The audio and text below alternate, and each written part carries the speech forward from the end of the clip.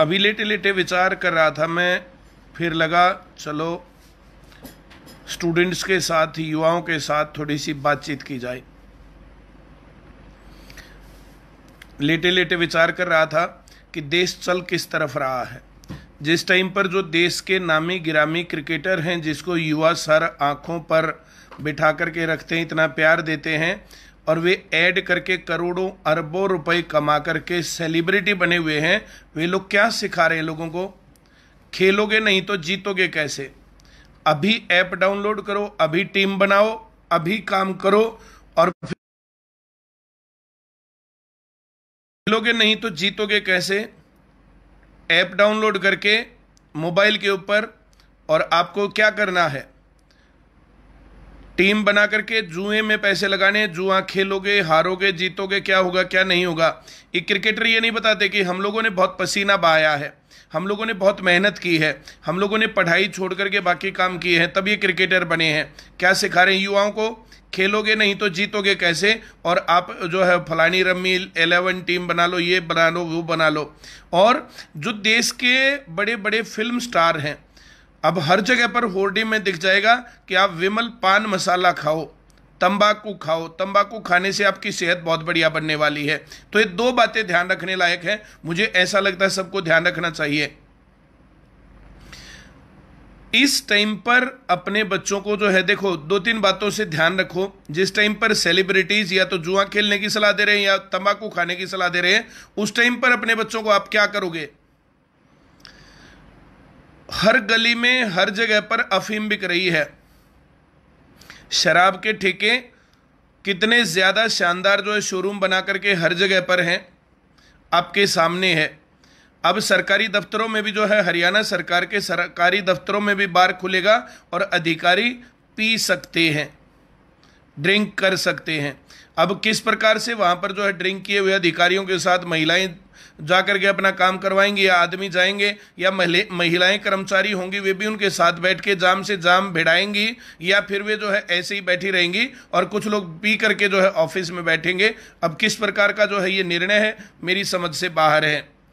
इस समय में जिस टाइम पर जो है देश दुनिया में बहुत ज़्यादा तरक्की हो रही है, ज्ञान की बहुत ज़्यादा वृद्धि हो रही है, कंपटीशन बहुत ज़्यादा बढ़ रहा है, उस टाइम पर एनसीईआरटी ने अपना सिलेबस 30 से 40% कट कर दिया।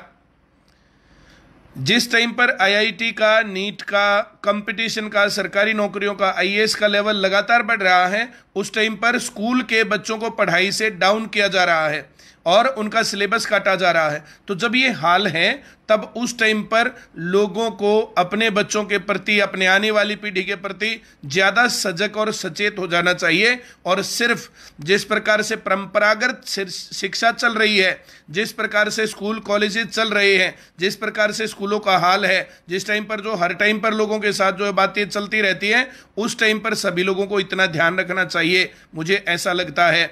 अब जमाना स्कूलिंग का नहीं रह गया है, अब जमाना हो गया कंपटीशन स्कूलिंग का। पहले हम लोग बोलते थे कि आप कॉलेज में जाकर के 3 साल में सिर्फ ग्रेजुएशन की डिग्री लाएंगे। आप 3 साल अगर कॉलेज की बजाय आईसीएस में आएंगे तो 3 साल में आप डिग्री कोरस्पोंडेंस से करके और आईसीएस में पढ़ के सरकारी नौकरी भी लग सकते हैं। आपके पास आईसीएस में आने का एक्स्ट्रा बेनिफिट होगा कि आपके पास सरकारी नौकरी भी है।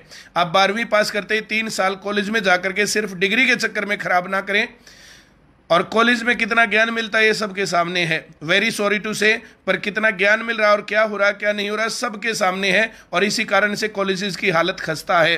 तो बच्चों को हम लोग बोलते थे कि आप 12वीं क्लास पास करने के बाद कॉलेजेस में जाकर के, यूनिवर्सिटीज में जाकर के सिर्फ डिग्री के चक्कर में, क्योंकि फिर सरकारी नौकरी तो उसके बाद भी चाहिएगी आपको, सरकारी नौकरी लगने के लिए आपको फिर से काम करना पड़ेगा।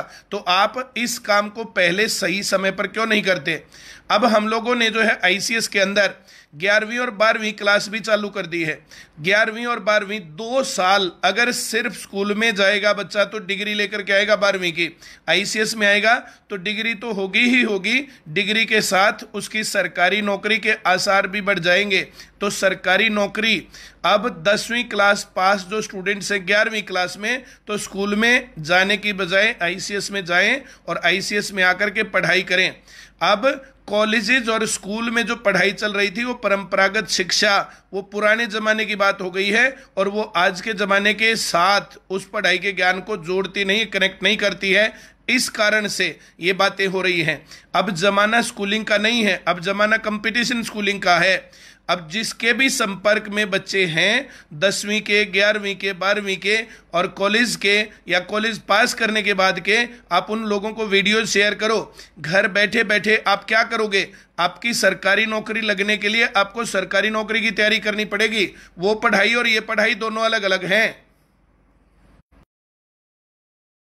पढ़ाई आप जो है सिर्फ इस प्रकार से कर सकते हो कि ये सही मामला आप पकड़ें।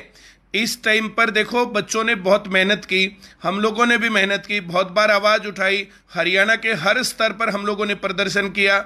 सरकार सीईटी को क्वालिफाई करने के मूड में दिख नहीं रही है, तो अब बच्चों को अपना मूड चेंज करना चाहिए।